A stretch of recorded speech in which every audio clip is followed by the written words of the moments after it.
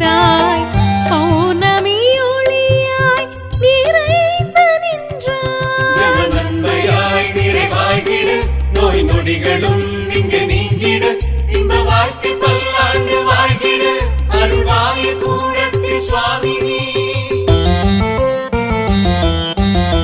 சிவபூதனாய் எங்கள்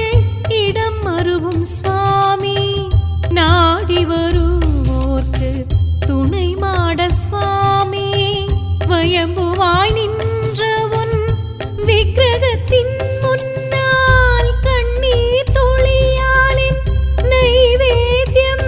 தூய பக்தி என்ற பால் பழம் அபிஷேகம்